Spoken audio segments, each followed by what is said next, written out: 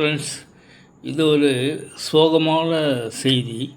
காலை இந்திய விமானம் அகமதாபாத்தில் 247 பயணிகளுடன் சென்றது. பயங்கரமாக ஆக்சிடெண்ட் ஆயிடுச்சு. ஆழ்ந்த இரங்கலை தெரிவித்துக் கொள்கிறோம். மக்கள் திலகம் சேனல்.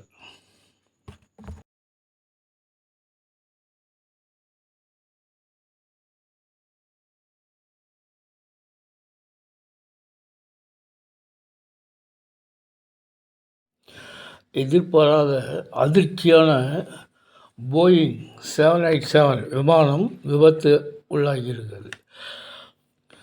இது போயிங் 787 மிகவும் பாதுகாப்பான விமானம் என்று சொல்கிறார்கள். டெல்லியிலிருந்து புறப்பட்டு அகமதாபாத் வந்திருக்கிறது.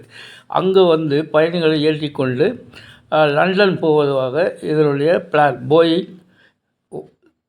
177 இந்த விமானம் மிகவும் பெரியது. 242 பயணிகள் இதில் இருந்திருக்கிறார்கள்.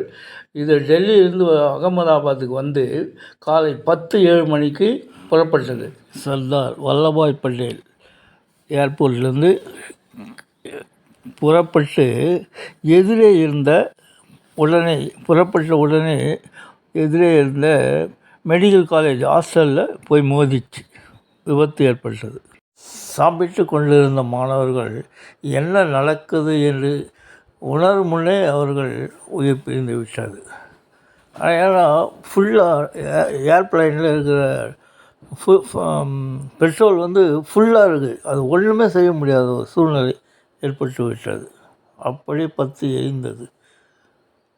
விமானியால் கண்ட்ரோல் பண்ண முடியாது. மிக பயங்கரமான ஒரு சூழ்நிலை வந்திருக்கு. அப்படின்னுடைய கருப்பு பெட்டியை பார்த்தா தான் தெரியும். அதனால் இது வேறு வழி இல்லை அப்படின்னு சொல்லி தான் அவர் மேடன்றது ஒரு எச்சரிக்கை கிரவுண்ட் சப்போர்ட்டுக்காக சொல்லியிருக்கார்.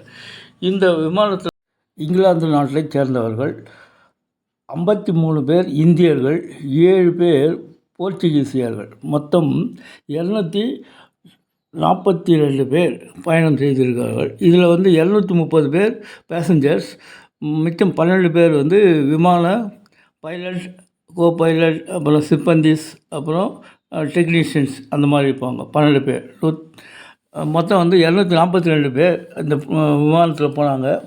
2 மாடி பில்டிங்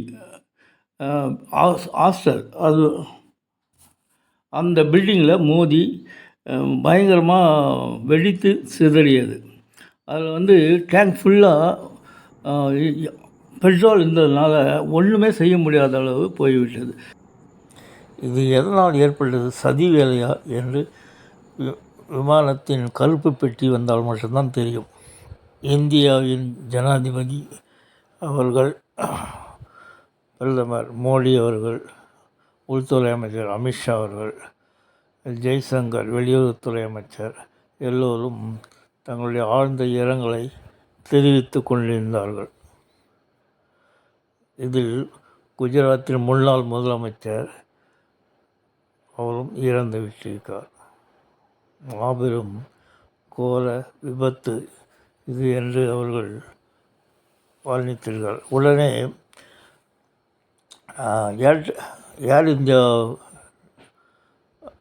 ஏர் இந்தியாவை டாடா நிறுவனம் வாங்கியுள்ளது என்பது உங்களுக்கு தெரிந்திருக்கும். அவர் அதில் 11A என்ற ஒரு சீட்டில் இருந்த ரமேஷ் என்ற ஒரு ஆளை உயிரோடு மீட்டிருக்காங்க. அவர் ஃப்ளைட்லேருந்து இறங்கி சாதாரணமாக போகிற மாதிரி நடந்து போயிட்டார். அது ஒரு பெரிய அதிசயமாக எல்லோரும் பார்த்தாங்க. வேகமாக நடைபெற்று கொண்டு இருக்கிறது. இந்த ஆண்டின் மிகப்பெரிய சோகமான விமான விபத்து இது. ஃப்ரெண்ட்ஸ், உங்களுக்கு பிடிச்சிருந்தால் லைக் பண்ணுங்கள், உங்கள் ஃப்ரெண்ட்ஸுக்கு ஷேர் பண்ணுங்கள். இது நமக்கு ஒரு நியூஸு. ஆனால் இதனால் பாதிக்கப்பட்டது எவ்வளவு குடும்பங்கள் பாதிக்கப்பட்டு கண்ணீருடன் DNA ரிப்போர்ட்டுக்காக காத்து கொண்டிருப்பார்கள் என்று நினைக்கும் போது மிகவும் வருத்தமாக இருக்கிறது.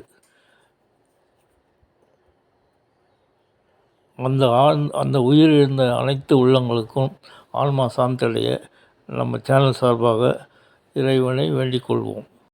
ஒரு நிமிடம் கண்ணை மூடி தியானம் செய்தால் அதுவே போதுமான அஞ்சலியாக இருக்கும். ஃப்ரெண்ட்ஸ், இந்த வீடியோ உங்களுக்காக. இதில் பாதிக்கப்பட்ட அனைத்து உள்ளங்களுக்கும் முடிந்தால் ஷேர் செய்யுங்க, சப்ஸ்கிரைப் பண்ணுங்கள். அது ஒரு ஆறுதலாக இருக்கும். நன்றி. அடுத்த வீடியோவில் பார்க்கலாம்.